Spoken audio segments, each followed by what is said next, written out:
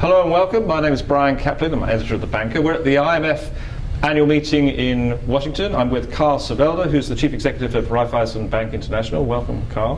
Hello. And we know that the bank has to raise more capital, especially to replace the participation capital. Can you tell us about how that process is going? Of course, for the time being, we have a core equity tier 1 ratio of 10.4%. So I think we are sufficiently equipped. But of course, we want to repay the participation capital. We have to repay it until the end of 2017, so we are not really under pressure. All right.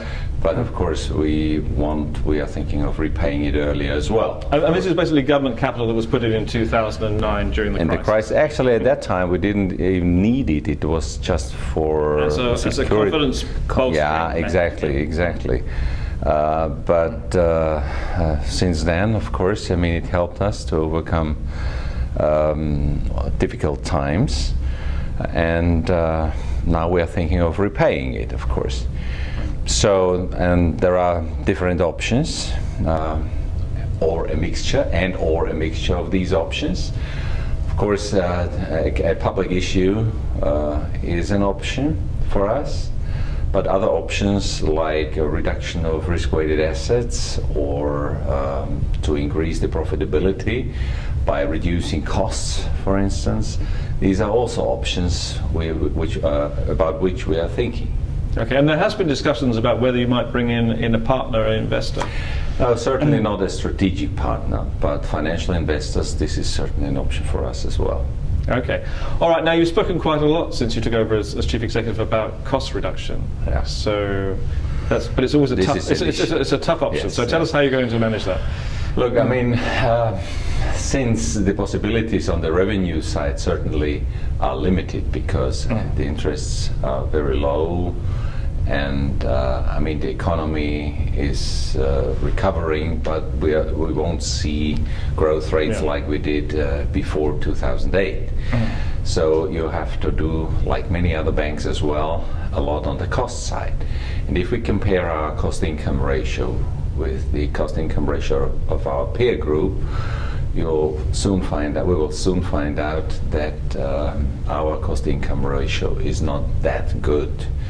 So all the efforts of the bank in the next upcoming weeks and months will be concentrated towards the cost reduction. All right, and what's your target on the cost-income ratio then? What is it now? What's the target? Yeah. I think by end of 2016 we want to keep until end of 2016. We want to be at the same level as end of 2012 nominally. Yeah?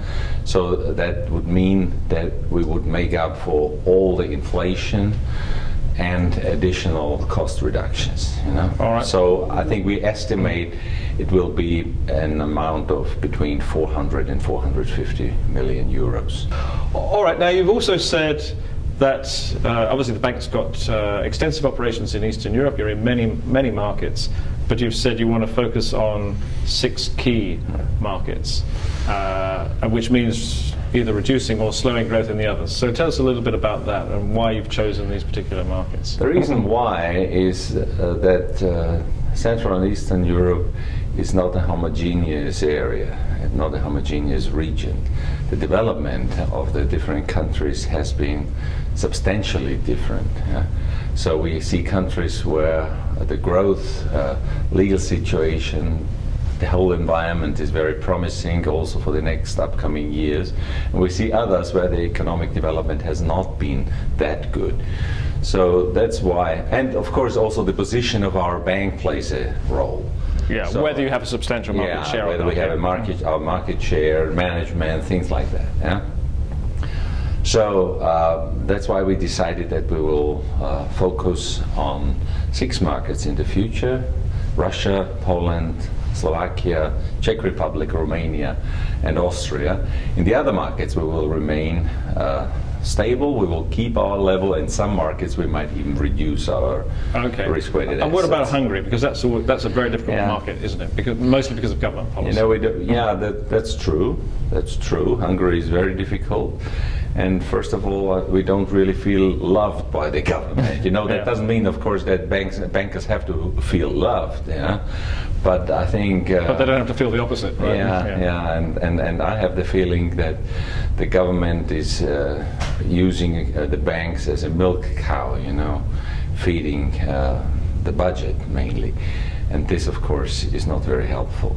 Right. Also, I don't think it's very helpful for the economy in general. Okay. All right. Thank you very much, Karl. We wish you success with that, with that strategy. Thank you. I've been talking to Karl Sevelda, the Chief Executive of Raiffeisen Bank International, at the IMF meetings in Washington.